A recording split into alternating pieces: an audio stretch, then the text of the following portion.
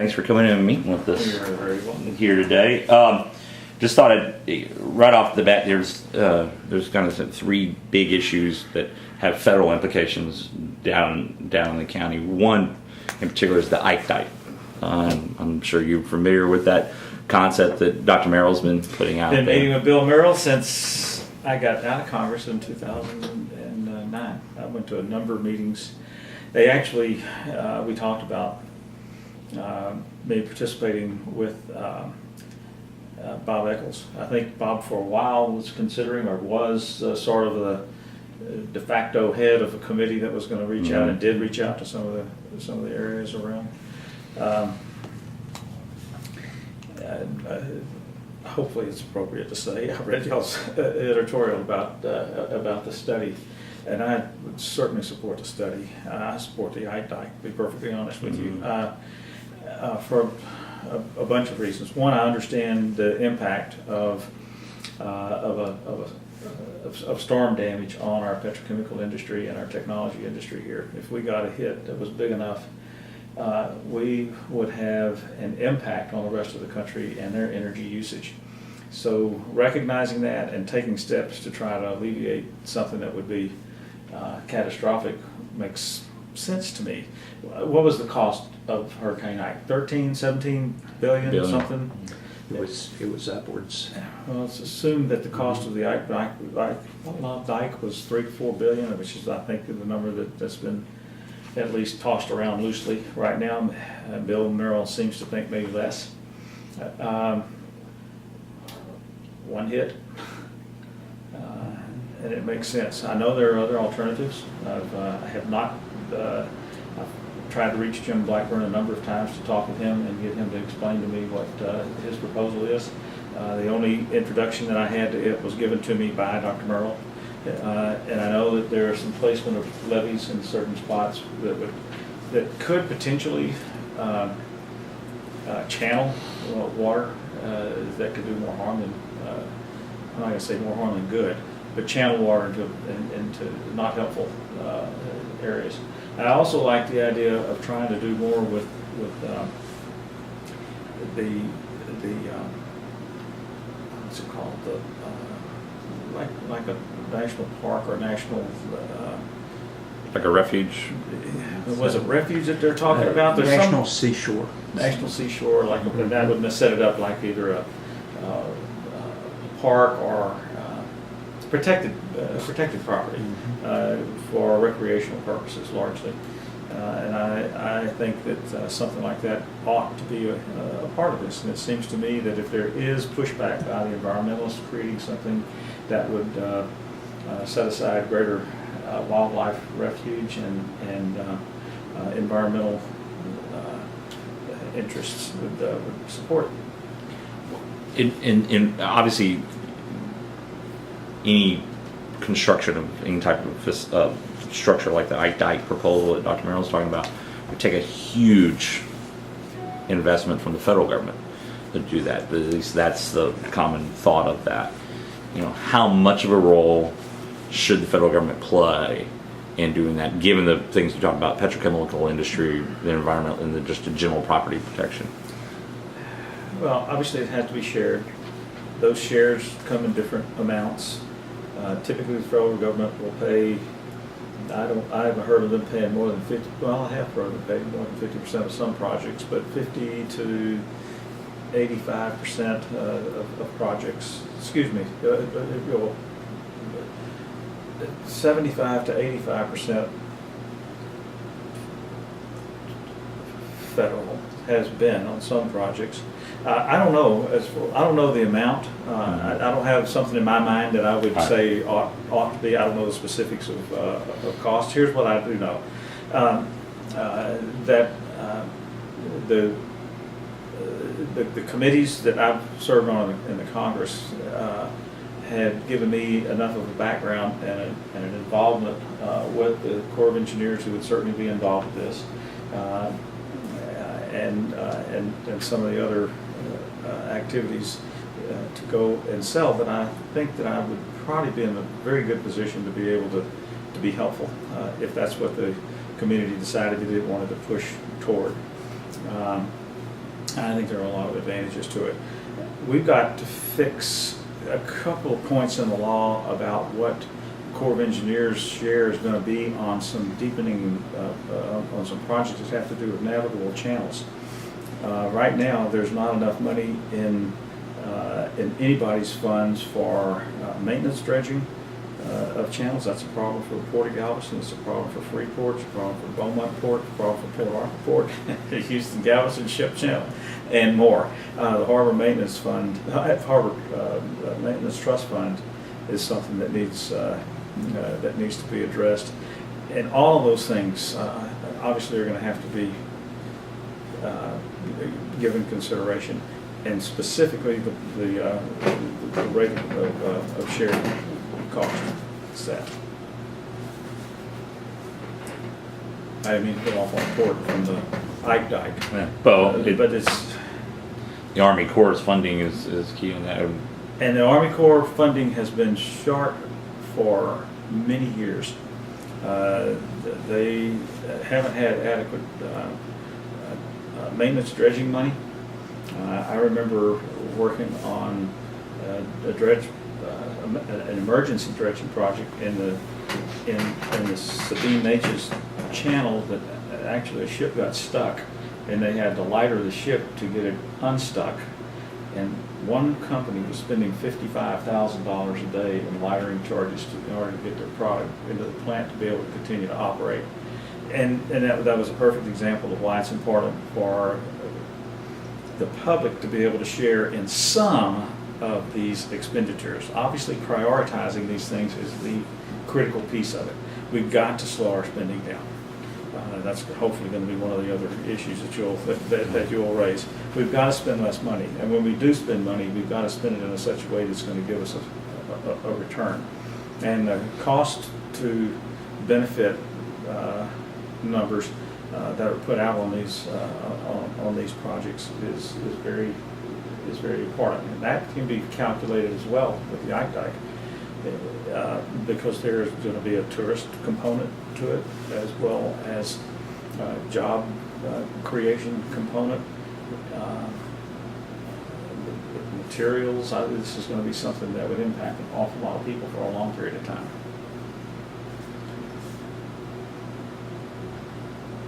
The other, the island kind of hot topic stuff right now is the battle between the city and HUD, GLO, Yeah. and housing advocates over public housing Yeah. in Galveston. How close have you been following that? And do you see a solution where it be amenable to everybody? Not close enough for me to see a solution. Mm-hmm. And I've thought about what role I should play. The federal representative, whoever it is, really ought to be playing a role of making sure that when the community comes together with a decision for what they want, be able to be in a spot to be helpful to them and getting the right doors open in Washington, D.C. I don't think it's appropriate for a federal representative to come in and direct what a community needs to be doing. And I don't know that anybody is going to be close enough to that to be smarter than the city council or smarter than the people who live in the community. And consequently, I would hope that I would be supportive, but not a meddler.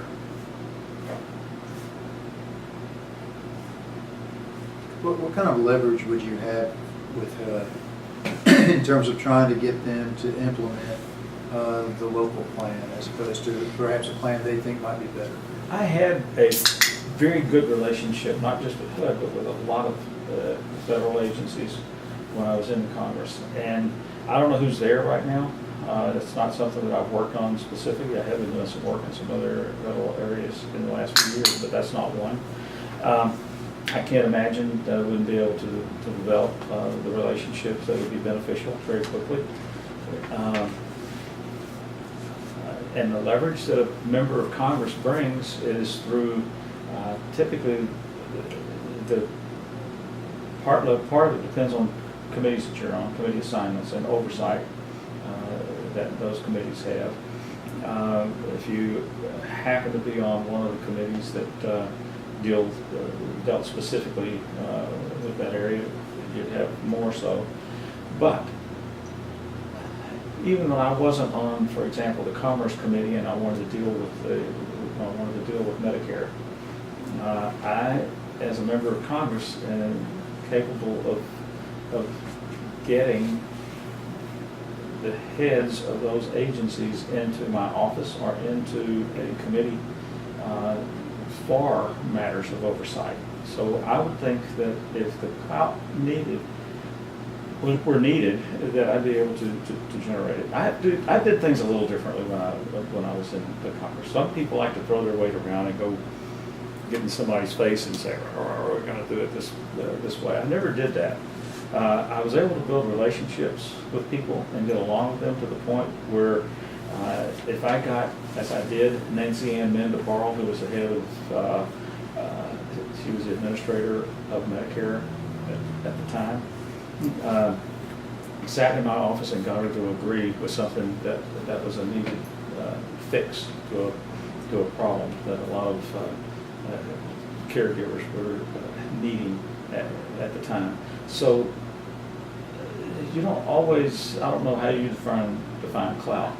A member of Congress typically is viewed with enough respect to be able to get the attention of an agency, and I think that could happen. But I was just curious, are local officials, when they've gone on trips to Washington and visit with members of Congress about being crossways with HUD, most of the time the members of Congress go, "Not too sure what I can do about that." I had a great relationship with HUD. They'd come to my district.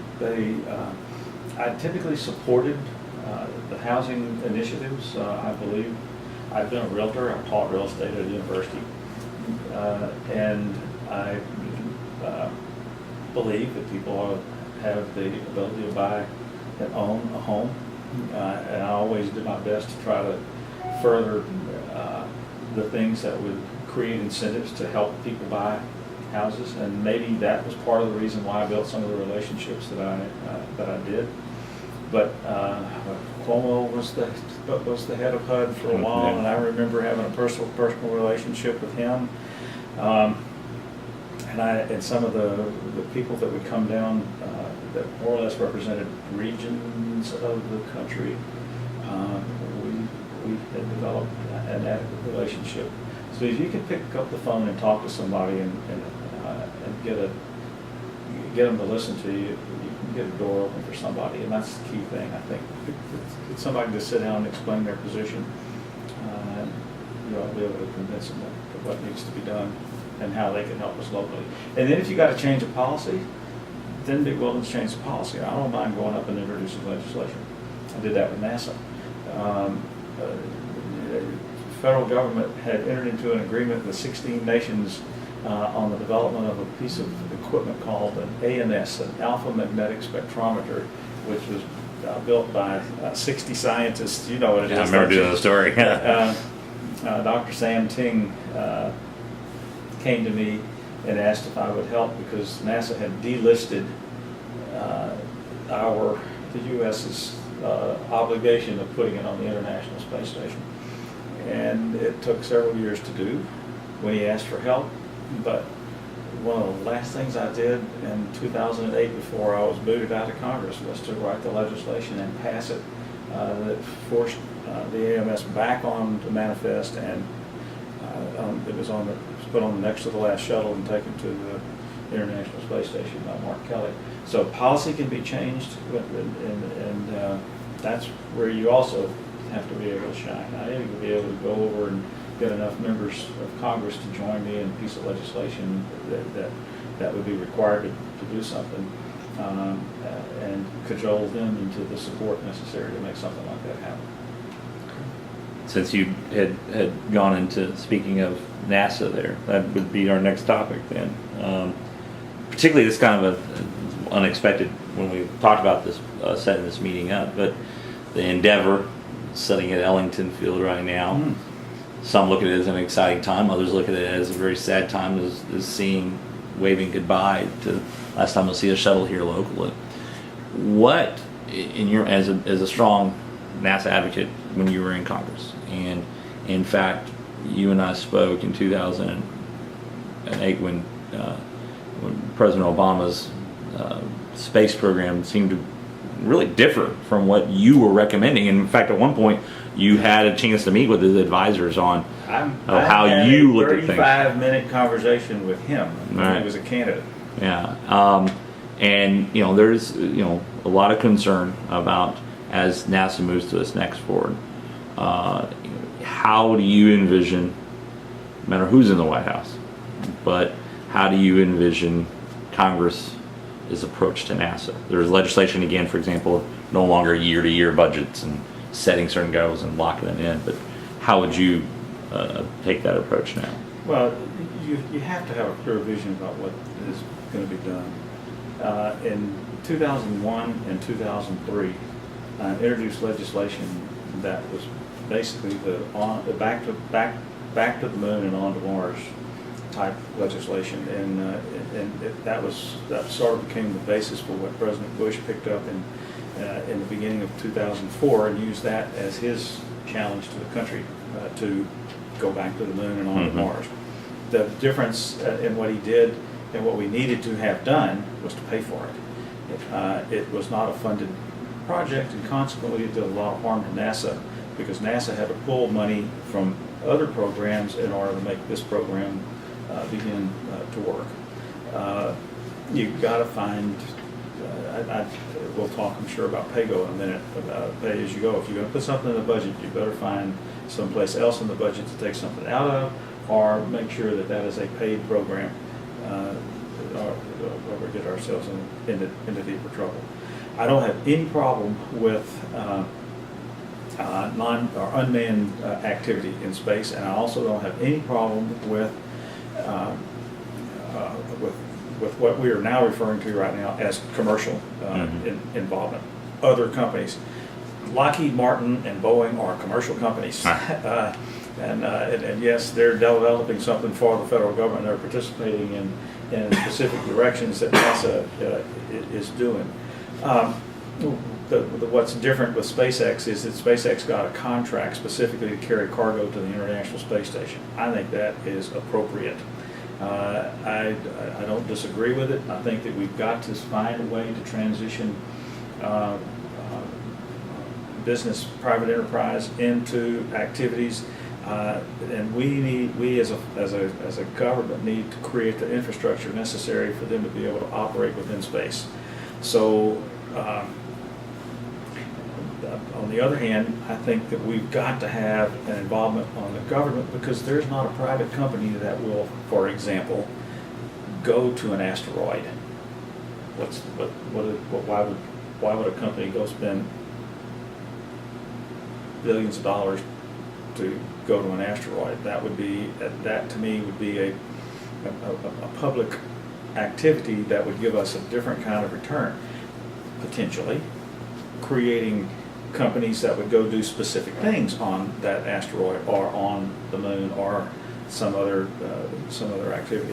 So, as a board member for the Coalition for Space Exploration, which is a national organization, what we've been calling for is a balanced plan for what needs to be done in space, with the government participating in activities of space exploration and with private companies being able to continue to grow their efforts so that someday we'll ride in a space plane, whatever they call it, to travel from here to China in 3 hours' time.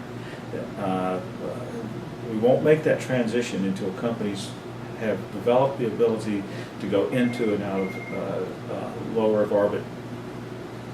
I shouldn't use the words quickly and easily, but in essence, quickly and easily. And more specifically for JSC, its involvement in that, because SpaceX is looking everywhere from California with their Vandenberg, Brownsville, El Paso, south, right? But And while Boeing is making an investment back in the Houston market now and picking it up, but how does JSC stay in its role as the center of manned space flight? by having by making some very specific, by winning the responsibility for performing specific tasks. And part of those have to do with what we would do if we went back to the moon, Mhm. developing Orion, and training the astronauts, doing a lot of the science stuff is what JSC has always been good at and needs to continue to have some involvement with. But that comes back to the vision. What are we going to be doing? If we lose sight of going to the moon, if we just say, been there, done that, no big deal, let the Chinese go. If we don't have some kind of plan to do that, and in my opinion, I have no problem with working with other nations, just like we did with the International Space Station. Mhm. That is a good diplomatic tool. There's no reason why we're going to go to war with somebody that we're a friend of or have an investment with. I think it's important for us to consider that. And we can't afford to do these super huge projects by ourselves, and there's no reason for us to. So I would hope that we would find ways to cooperate with perhaps the same companies that we've cooperated with in the past, and maybe additional ones, to do these things. Does that answer your question? I got exactly what. Yeah, I think it covers the topic in general. To jump from that to a different topic, but a hot button one, and deals with spending, but a lot, whether you call it national health care, Obamacare, whatever you want to call it. A lot of this may depend, obviously, on the political landscape if you were elected and when you get to DC. But particularly in this county, we have UTMB, who is struggling with making sure its balance sheet is there. More of the burden also on the county of picking up a bigger tab of the local indigent health care providing out there. And the growth with the medical center up in Houston, Texas Medical Center up in Houston. What role, if any, and where do you stand on the National Health Care Plan as it exists now in law? Well, that's not the reason why I am running for Congress, but it's probably one of the biggest reasons why the people of this district ought to be considering sending me to Congress. I have some personal experiences with health care. And having done some of the things that I have, particularly in just the last few years, could be different than most others. We've got to consider costs of these of this thing. There clearly are things that UTMB and Medical Center Downtown has concerns about in the Healthcare Affordability Act. I would hope that as we debate this, and I'll get around to why I'm important in this mix, we need to consider the key elements that are in it and make sure that they don't go away. The pre-existing conditions, the 26-year-old being able to stay on family insurance, the activities to create wellness programs, preventive medicine, neighborhood clinics, all of those things take away costs that we're presently engaged with that I don't want to be paying. I don't want to pay for somebody to go to an emergency room when they have a stomach ache, and where they could have gone to a neighborhood clinic and been treated with Pepto-Bismol rather than an $8,000 heart test. And we can do some of those kinds of things. I worked my rear end off to pull people together in that Congress, and in the last 2 years particularly, culminated in creating the Center Aisle Caucus, which was the second caucus that I created. The first one happened in my very first 6 months in '97 when I created the Congressional Caucus on Missing and Exploited Children, and it became the largest bipartisan issue-based caucus in the House of Representatives. That was in response to the Laura Kate Smither deal. But what it did was it brought people together to work on issues that were less controversial. They had an easier time coming together. A lot of people made friends, and while we passed legislation like the Amber Alert, it caused them to carry some of those friendships over into some other areas. And in 2008, when 5 of my colleagues and I created the Center Aisle Caucus, it added more impetus to these things. I'm getting way out of whack on our organization of what I'm trying to put across to you right now, but to me there's an overarching issue that trumps everything that anybody raises. You can put 50 issues on the table, not one of them gets resolved in the climate of what this present Congress is operating with, until you create civility and create a mechanism to seek common ground among the members that are there. If you can't solve the problem of getting those members back to working together for the very common good, nothing's going to happen.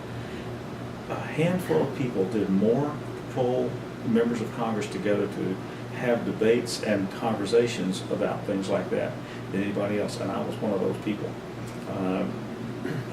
Joanne Emerson is a Republican. Tim Johnson was the last of the 6 people that created the Center Aisle Caucus as another Republican to survive. Wayne Gilchrist from Maryland was the guy that I brought in.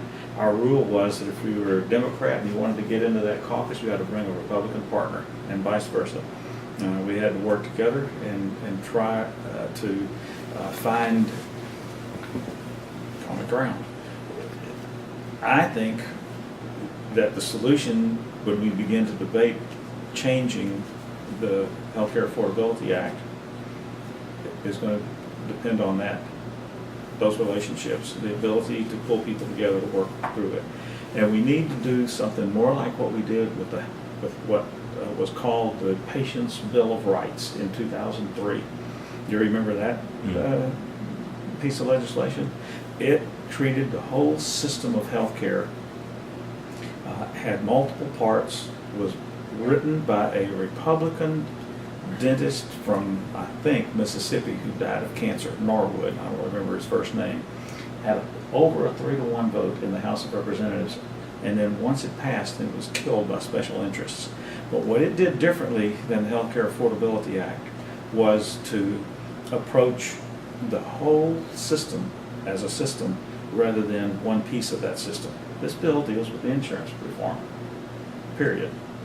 That bill dealt with insurance reform, legal reform, physician reform, and access by patients to the healthcare professionals of their choice.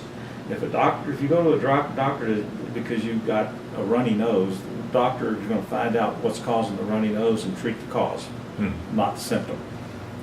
We didn't treat the cause, we treated the symptoms. We need to treat the causes of these things when we go into it.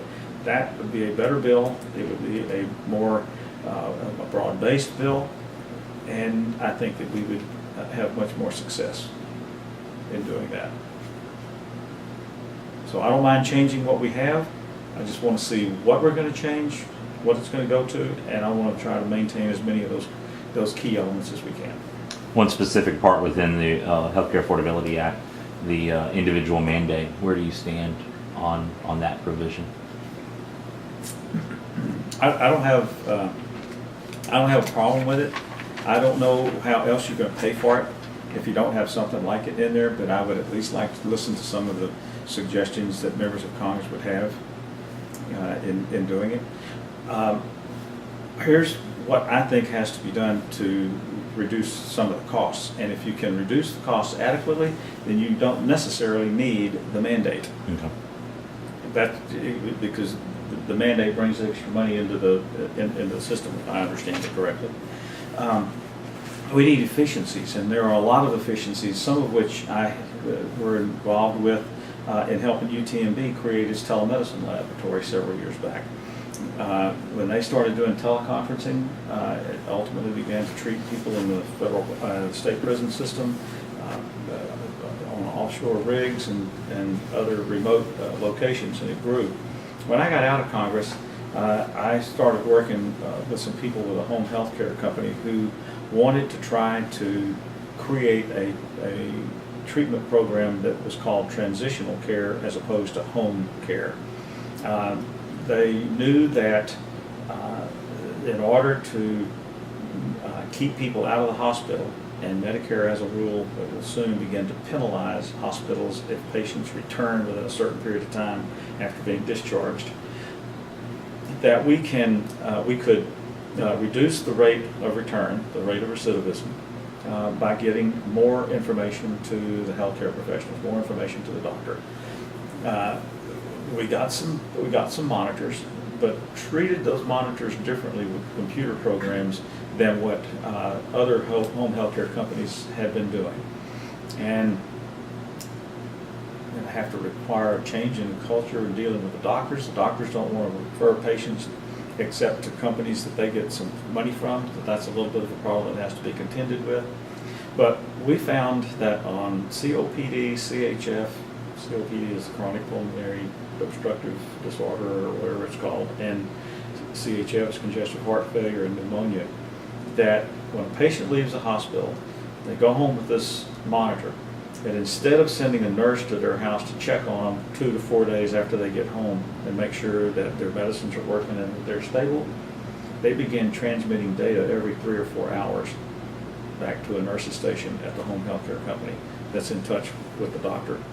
And a nurse can monitor from that office what's going on in the patient's home, and that the data is transmitted electronically. So you're creating a record all during the hours of the day and night from this patient. It's not intrusive. You put it on your finger and you stand on a scale, touch buttons, you answer yes or no answers to questions that are asked by the monitor. Data is transmitted to the nurse, and if the patient's little color code goes from green to yellow to orange to red, there are specific protocols to follow. If you start to recognize a change in a patient when something begins to get yellow as opposed to turning red, you can respond to them more quickly, either by sending a nurse or sometimes even on a phone call. Did you have too much salt with your dinner last night? Did you take your medicine? Have you done whatever?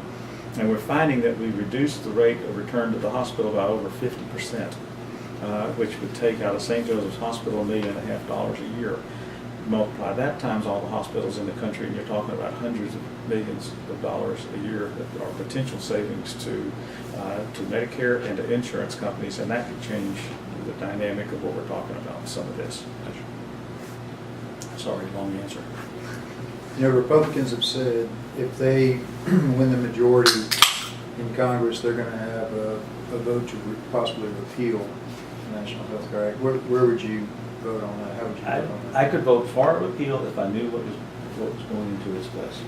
That's all. If you have nothing there and you lose those key elements, then I said I think we do ourselves more harm than good. I am tired of paying for high emergency rates. It seems to me that that's one of any Republican's biggest concern. If we're paying for, put it in someone else's term, a deadbeat who's not going to pay for themselves, whether they could afford it or not afford it, to choose to go to an emergency room for treatment when they could be known by someone at a local neighborhood clinic. It could be a physician's assistant, doesn't necessarily have to be a physician, for regular care and regular checkups. That is where you can take a huge amount of money out of our cost for our health care. So I would hope that there would be enough of an interest to at least put forth what you want to go to before you take something out. You mentioned you want to be able to address this, and I'm glad you mentioned it earlier anyway. Spending, budget policy, tax policy of Congress right now. I think no one will disagree that debt's getting up there. It keeps increasing. And even as the economy improves, the catch-up is not there. So what's the Nick Lampson plan for... What I did when I was getting us out of debt and creating more jobs and lowering taxes. Obviously, you really got to prioritize what is going to be spent, and nothing should be spent that doesn't give us a real return on the investment. And the things that probably I'm not going to say the only things, but the things that I would consider as spending items in a budget would have to be infrastructure related, because they will create jobs and they will put significant amounts of money, if done right, and if overseen properly. We don't have oversight like we used to have, and we implemented good contracts and made those contracts function the way the contract says. All that stuff working, then I think you can do something very good with it. But you also have to implement pay-go rules. Remember the pay-as-you-go program that some of us particularly the Blue Dog Democrats espoused for the years until there were so few Blue Dog Democrats that they didn't have the ability to do it anymore. If something is going to go into the budget, then something someplace else has to come out of the budget.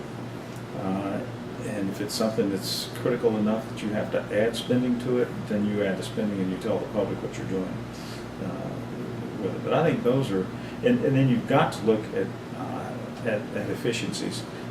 Have you heard that that the federal government owns 55,000 buildings that are unused or underused? 55,000 buildings, and the cost to maintain those buildings every year is $17 billion, and we're not using them. That is an astounding number to me. Give them away, or do something to get them gone if you can't sell them. But you know, what did Clinton say? Get in a hole and you need to get out. Stop digging before you. You know, that's the first step you need to take. We also have 664,000 vehicles that the federal government owns, and the Air Force implemented a program to cut 20% of its vehicles out and saved a huge amount of money. There's something like $5 or $6 billion a year in savings from doing something of that sort. And there are a number of other areas where hundreds of billions of dollars can be cut out of the budget.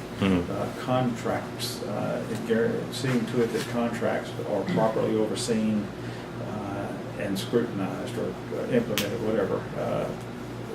Those are all things that I think you need to do. Of course, the tougher part of the devil's in the details. You talk about the cut in the Air Force cutting down the number of vehicles. There's a contractor somewhere who probably made all those vehicles, and a congressman from that district who said, I gotta have this, so I have the jobs in my district and everything else. How do you balance that to where you don't get a bridge to nowhere compared to something that's really needed? Well, it's not logical for us to have empty buildings.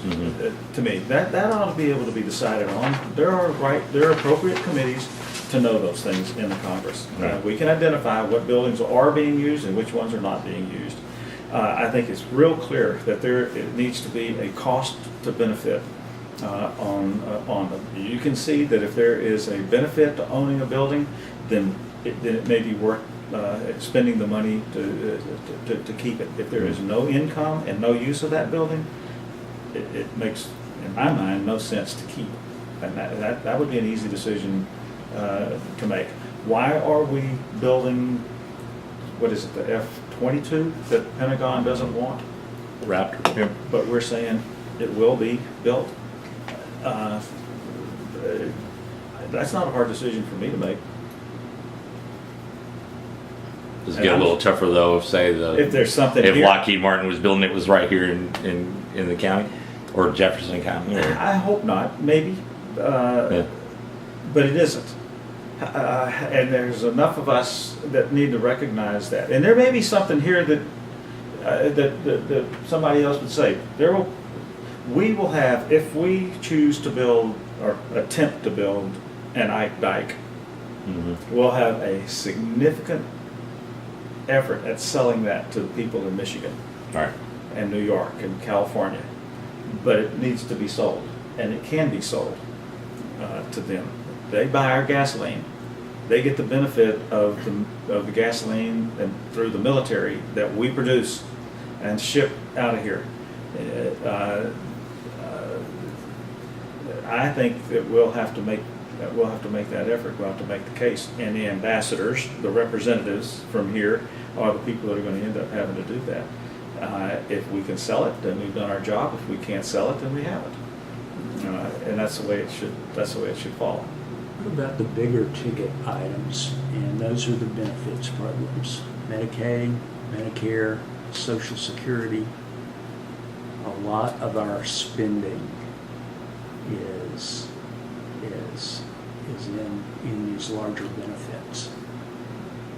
Have you got do you see us scaling back? Do you have a plan for curbing this?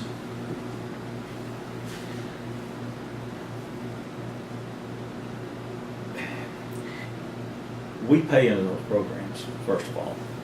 I know that Galveston County has done something differently. The county and its employees are not on Social Security. And by the way, members of Congress are. A lot of people don't think that.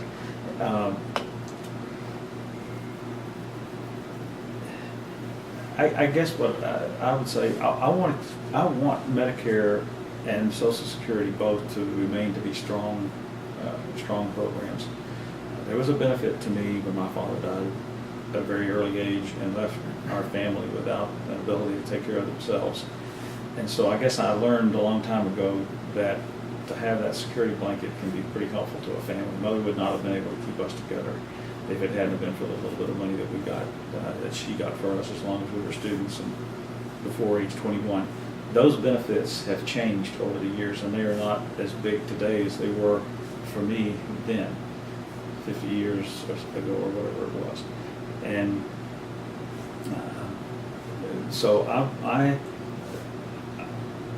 I want to work to try to keep both of those programs as healthy as we can possibly keep them to be beneficial to other folks. We need to recognize that Social Security is not a pension plan, and I will be willing to recognize that anything ought to be able to be on the table for consideration if it has to be implemented in order to make sure that it is stronger.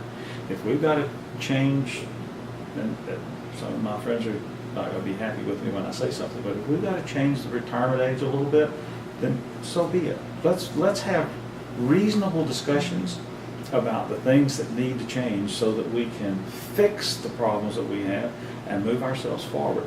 I have a bumper sticker on my car that was put out by No Labels, which was an organization that I hope you all know about. I helped create it, one of the founding members. But No Labels put out a bumper sticker that says "Stop arguing," and it said "Stop fighting and start fixing," and that's what we need to be doing with these things. Everything ought to be on the table for consideration, and then we work out as best we can a way that we can move forward. Anything else, guys? I just have one more. I'm curious, you mentioned earlier that you had a 35-minute conversation with then candidate Obama about NASA. I'm curious what that was? Well, I'm actually more curious what your 35-minute conversation with him would be now. Oh, good question. With now President Obama.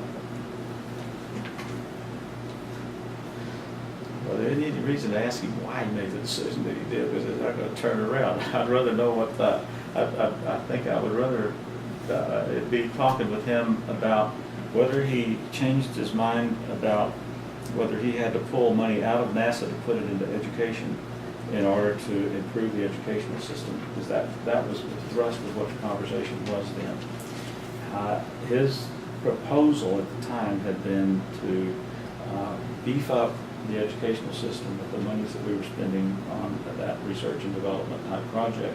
And then when the educational system, when the level of education rose to a point where we had greater knowledge, then put money back into programs that those knowledgeable young people would be able to go into. I had a different vision from that. I think that we had no different support or achievement within our educational system when John Kennedy challenged us to go to the moon. But because there was an inspiration and a dream that was, or a challenge that was created, it pulled young people through the educational system to get the knowledge to make the dream become a reality. And that's what I was hoping that he would see. You can pull people through the educational system rather than pushing them through it. Does that make sense from the gist of what my poor explanation of what I'm trying to say? I would hope that what I would like to hear from him today is what he would do to find a comparable challenge to this country that doesn't have to just be in space, to solve some extremely critical issue that's big enough that could change technology like space did, and cause young people to want to stay in school and get those STEM courses to be able to drive us back to the top of the world as far as our technological leadership is concerned. That could be energy, it could be doing something in space, but well, it could be medicine, it could be the accomplishment of some specific healthcare. Thank you. One, Gentlemen, anything else? just one last question. It's a chance for you to make your pitch. At some point, three of us, a couple other folks on our staff, probably going to sit down and decide who we would endorse. What's your pitch? Why should you vote for In me? 2 minutes or less. Please vote for me because I created those two caucuses, Missing and Exploited Children and Center Aisle, and the effort that I made to try to get members of Congress to work together. As I said a while ago, the overarching issue is civility and the search for common ground. If we don't achieve that, we don't achieve anything. I think that I have an asset that has not just 10 years experience of finding where the bathrooms are and the committee rooms are in the Congress, but know how the relationships of key people who are still in the Congress work, and be able to hit the ground running for this congressional district. A committee would have a hard time getting somebody with what I was able to accomplish while I was there. And I feel good about what I've accomplished. The specific projects of the fixing the railroad bridge and helping bring some of the money necessary, which was not comparable to a teapot museum in North Carolina when we addressed the needs on the causeway. The work that I've done with the Corps of Engineers, the ability that I have to pay attention to what the Commissioner's Court, the City Council's courts, plural, through this district have said that they needed my attention. In my last 2 years in Congress, I did 500 town hall meetings there's about 200 a year. 100 of those was when I was a candidate. But that's the kind of attentiveness and I don't know another word, attentiveness that I pay to the people. I try to listen and respond to what the folks want me to be doing as a representative. I think I can do you a good job. Great. Thank you, Congressman. Appreciate You're it. very welcome.